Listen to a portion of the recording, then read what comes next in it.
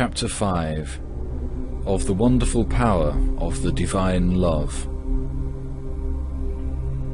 I bless Thee, O Heavenly Father, Father of my Lord Jesus Christ, for that Thou hast vouchsafed to think of me, poor that I am. O Father of mercies and God of all comfort. 2 Corinthians chapter 1, verse 3.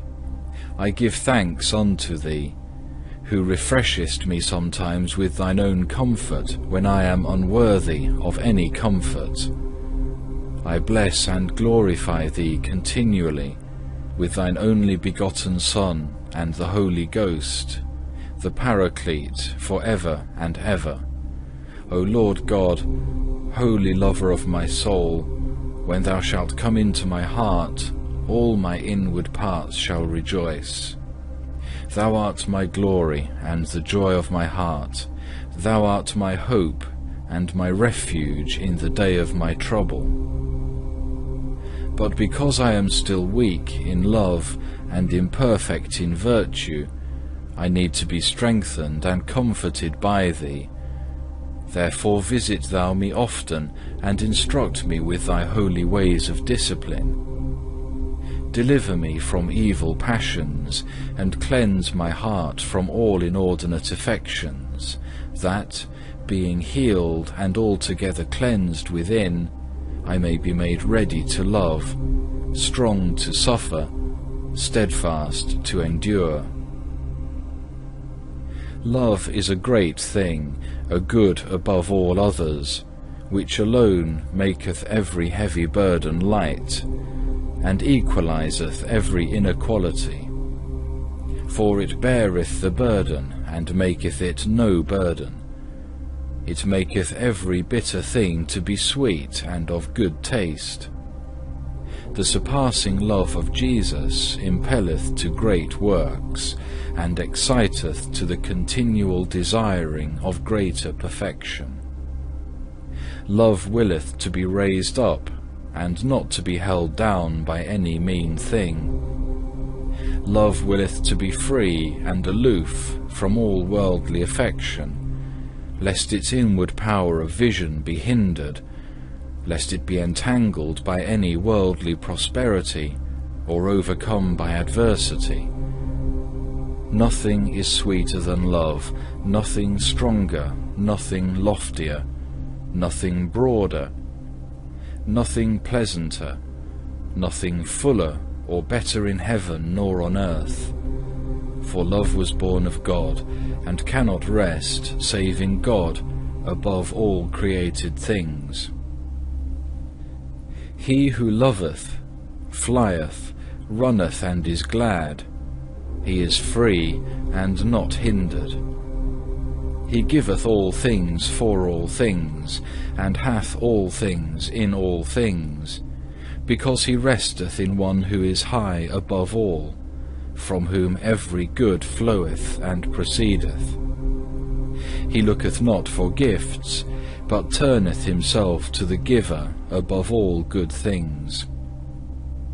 Love oftentimes knoweth no measure, but breaketh out above all measure. Love feeleth no burden, reckoneth no labours, striveth after more than it is able to do, pleadeth not impossibility, because it judged all things which are lawful for it to be possible. It is strong therefore for all things, and it fulfilleth many things, and is successful, where he who loveth not faileth and lieth down. Love is watchful, and whilst sleeping still keepeth watch. Though fatigued it is not weary, though pressed it is not forced, though alarmed it is not terrified, but like the living flame and the burning torch, it breaketh forth on high, and securely triumpheth. If a man loveth, he knoweth what this voice crieth. For the ardent affection of the soul is a great clamour in the ears of God, and it saith, My God, my beloved, Thou art all mine, and I am all thine. Enlarge thou me in love, that I may learn to taste with the innermost mouth of my heart how sweet it is to love, to be dissolved, and to swim in love. Let me be holden by love, mounting above myself through exceeding fervour and admiration. Let me sing the song of love. Let me follow thee, my beloved, on high. Let my soul exhaust itself in thy praise, exulting with love. Let me love thee more than myself, not loving myself except for thy sake, and all men in thee who truly love thee, as the law of love commandeth, which shineth forth from thee. Love is swift, sincere, pious, pleasant, gentle, strong, patient, faithful, prudent, long-suffering, manly, and never seeking her own. For wheresoever a man seeketh his own, there he falleth from love.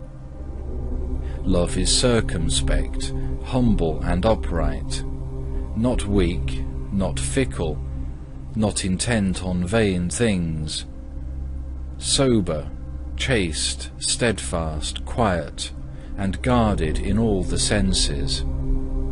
Love is subject and obedient to all that are in authority, vile and lowly in its own sight, devout and grateful towards God, faithful and always trusting in Him, even when God hideth His face. For without sorrow we cannot live in love. He who is not ready to suffer all things, and to conform to the will of the Beloved, is not worthy to be called a lover of God. It behoveth him who loveth to embrace willingly all hard and bitter things for the Beloved's sake, and not to be drawn away from him because of any contrary accidents.